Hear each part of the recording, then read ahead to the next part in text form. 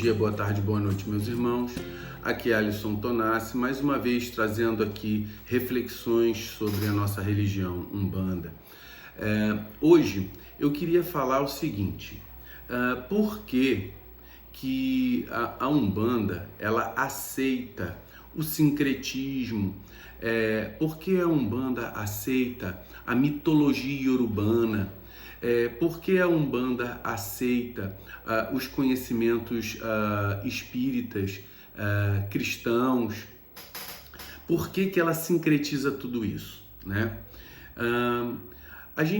Inicialmente, a gente tem que entender que todo conceito, quando a gente vai falar de uma potência cósmica, que seria Deus, essa potência, ela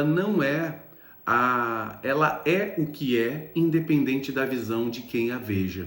É um potencial superior, é um potencial infinito, é um potencial único, né? Então, por exemplo, nós temos um universo infinito e nós temos bilhões e trilhões de galáxias e até a possibilidade de existir uma vida até com um certo grau de intelectualidade, né? Existe essa possibilidade nesse universo. Então, esse Deus que criou a Terra, um planetinha microscópico dentro desse processo infinito que nós estamos na galáxia aqui, na Via Láctea, num braço da Via Láctea, do lado de uma estrelinha merreca.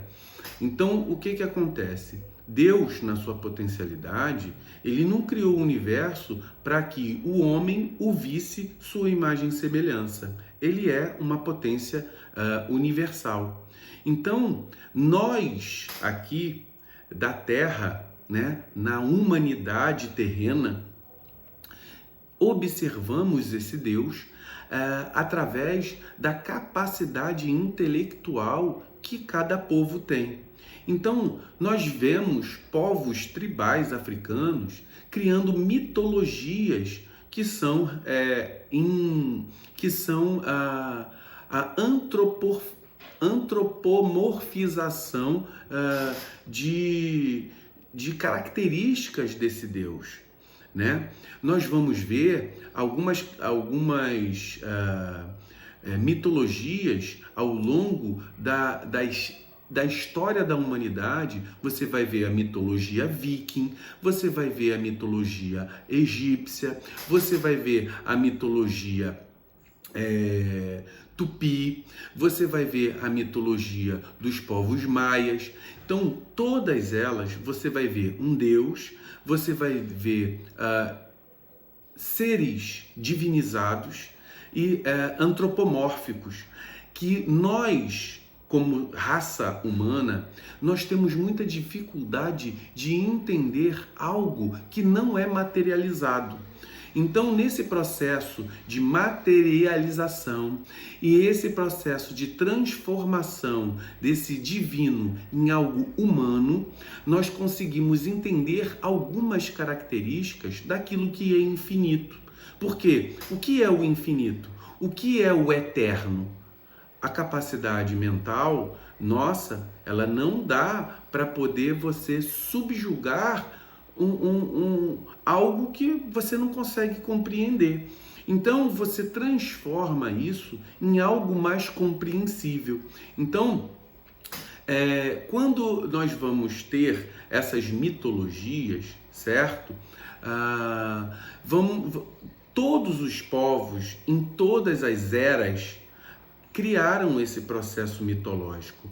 Histórias que traziam o ser divino para o mais próximo dele. A gente vai ver lá o Deus do Trovão, Thor, a gente vai ver a Rainha dos Raios, certo? O Deus do Trovão, Xangô. Então, o que acontece? Nós vamos ver uma similaridade em cada história mitológica. Eu não vou entrar aqui nos processos de cada mitologia, das eras que ali existiram. de cada lugar que existiu aqui na Terra.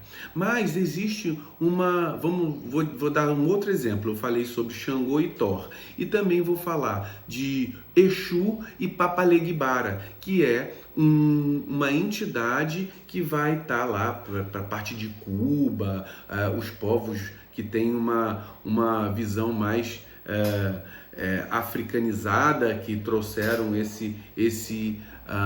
essa entidade humanizada, né? Então existe uma contra cultura nesse sentido, né? Uma inter-relação cultural entre os povos, que essas mitologias vão se emaranhando. Então, quando a Umbanda ela traz o culto do orixá africano e ele correlaciona com determinados santos católicos, com as observação espiritual advinda do espiritismo, existe essa inter-relação. Porque, por exemplo, Deus, ele só é o Deus, a observância que nós temos, porque é o nosso entendimento dele. Mas ele é muito mais do que aquilo que a gente entende. Ele é infinitamente maior do que a nossa capacidade de cognição sobre ele.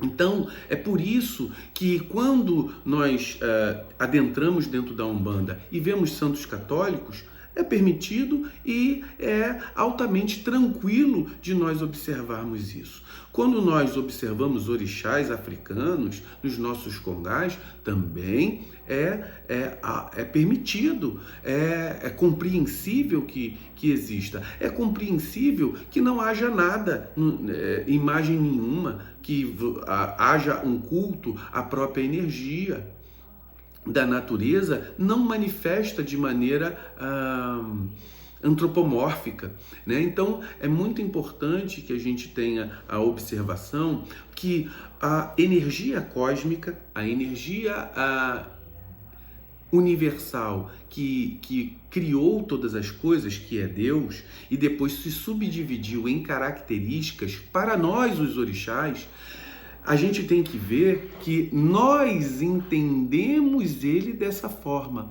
Mas se eu, para mim, o chamo de orixá e uma outra cultura chama de outra coisa, não quer dizer que não seja a visão daquela cultura sobre a mesma coisa que nós observamos, o mesmo Deus, as mesmas características. Por isso que a Umbanda permite. E quando nós queremos fazer uma limitação, ou seja, eu só aceito na Umbanda a forma e a observação iorubana, eu estou limitando, porque Deus ele é muito mais do que uma visão cultural de um povo tribal africano.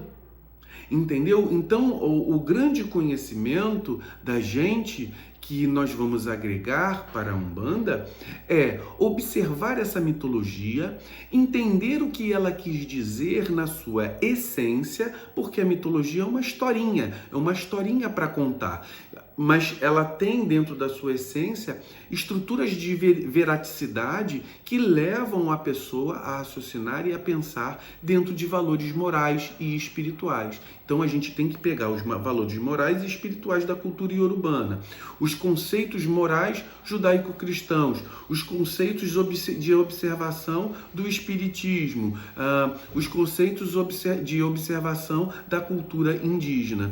Então, é por isso que a Umbanda ela é uma religião que ela abraça todo o conhecimento. A gente consegue ver Cabala na Umbanda, a gente consegue ver conceitos herméticos na Umbanda, a gente vê conceitos que são todos eles agregados ao conceito espiritual e de entendimento dentro da nossa religião. É muito importante que nós tenhamos isso, porque para que nós não tenhamos a cabeça limitada em observar só a cultura africana. Nós temos uma pecha de falar que nossa religião é uma religião de matriz africana. Sim, ela tem uma raiz que vem da África, sim. E nós não devemos desmerecer essa raiz.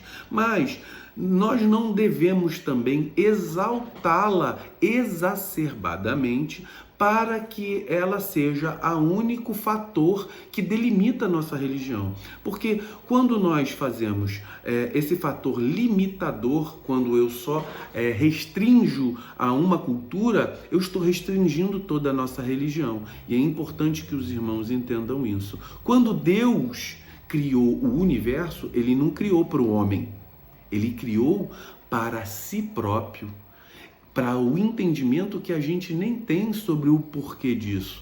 Então, quando nós, uma simples fagulha da sua criatividade, que estamos aqui na Terra, observamos o nosso Criador, a gente o observa com o intelecto de uma simples fagulha.